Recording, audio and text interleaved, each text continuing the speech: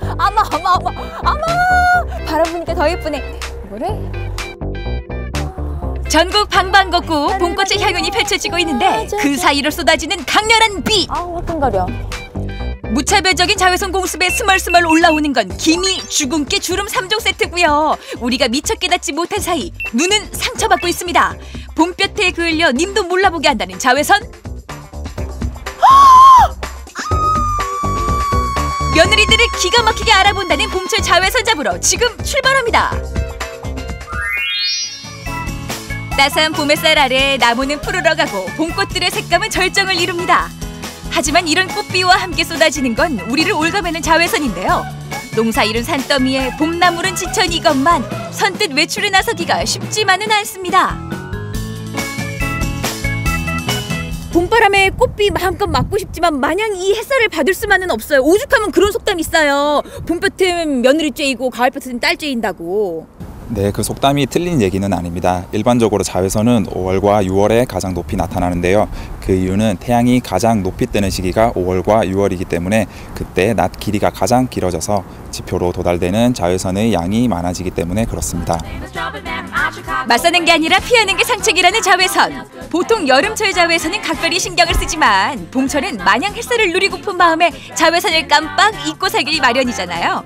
하지만 요즘 같은 봄철 유독 자외선 지수가 높은 날이 계속 이어지고 있는데요.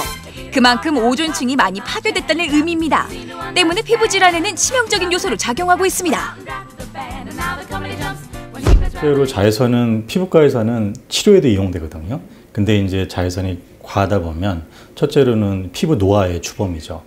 탄력, 잔주름, 그리고 주근깨, 잡티, 기미. 그 다음에 더 나아가서는 이제 피부암. 그러니까 상대적으로 이제 미적으로는 여성분들이 싫어할 수밖에 없죠. 한마디로 공공의 적이죠. 자외선 A, B, C. 자외선 A는 피부 노화와 주름을 만들고요. B는 화상과 피부암을, C는 다행히 오존층을 통과하지 못한다네요. 그렇다고 방에만 콕 있을 수만은 없고 외출을 해야 될 거 아니에요. 이 자외선으로부터 보호할 수 있는 방법 좀 없을까요? 아무래도 제일 좋은 거는 자외선 차단제를 바르고 나가는 게 제일 중요하겠죠. 자외선 차단을 바름으로써 마치 비 오는 날 우리가 우비를 입고 가는 거다. 그렇게 생각하시면 되고요. 네. 책 넓은 모자를 쓰기도 하는데 이거는 우산을 쓰더라도 비가 많이 오면 막 몸이 젖잖아요. 그래서 우산만으로는 부족하니까 우비를 입고 나가자. 자외선 차단제에 표시된 PA+ 표시와 SPF 많이 보셨죠? 자외선 차단력에 따라 등급을 표시한 건데요. 그만큼 제품 선정도 중요합니다. 자외선 A와 B를 모두 차단해 줄 수 있는 제품을 고르는 게 중요해요. 그래서 차단 지수는 이제 우리 한국 사람 같은 경우에는 일상적인 생활을 한다 그러면 한 30 정도면 무난하고요. 막 80, 90, 100이 되면 이거는 오히려 그 효과 대비 피부를 자극하는 그 경향이 있기 때문에 너무 높은 거를 또 선호하는 건 별로 바람직하진 않다. 외출 준비에 스킨 로션으로 뚝딱 끝내셨거나 조금 더 신경 써서 에센스 정도로 마무리하셨던 분들, 이젠 달라져야 합니다. 자, 그렇다면 자외선 차단제 얼마나 발라야 할까요? 내 손가락에 한 마디를 한쪽 볼, 이쪽 또 한 마디는 또 반대쪽 볼, 나머지 한 마디는 이마와 코. 그렇게 하면 이제 얼굴 전체가 커버될 수 있는 양이 되지 않을까 이렇게 생각을 해요. 다행히 요즘 화장품엔 대부분 자외선 차단제가 들어있지만 그 양으론 충분치가 않은데요. 차단제를 덧바르는 횟수 역시 중요합니다. 내가 오늘은 하루 종일 밖에서 야외 활동을 한다 그러면 한 2시간마다 덧발라주는 게 중요하고요. 나는 하루 종일 오늘 실내 생활을 한다 그래도 점심 식사하고 한 번 정도 더 발라주는 게 좋은데, 그리고 더 중요한 거는 뭐냐면 1년 내내 바르자. 네. 봄에만 바르지 말고 여름에만 바르지 말고 1년 사계절 내내 바르면 피부가 젊어집니다. 그렇습니다. 피부가 젊어지는데 눈의 청춘도 지켜주셔야죠. 봄을 시작으로 자외선은 사계절 내내 피부뿐만 아니라 눈에도 다양한 질환을 일으키는데요. 아니 말이에요. 이 자외선이라는 게 피부 잡티만 만들고 피부만 공격하는 줄 알았는데 눈도 공격을 한다고요? 눈도 피부예요. 겉에 있는 검은 동자라고 부르는 각막, 흰자라고 부르는 결막도 눈의 피부입니다. 그래서 자외선 때문에 광각막염이라고 해서 염증 생기고, 또 흰자에 보면은 황색 결절에 거멜바이라는 누런 조직이 생겨요. 심한 경우는 그 조직이 검은 동자까지 자라가는 익상편까지 유발되기도 하죠. 흔히 백태가 낀다고 하죠. 자외선으로 인해 섬유 조직이 동공까지 자라는 익상편이 생길 수가 있고요.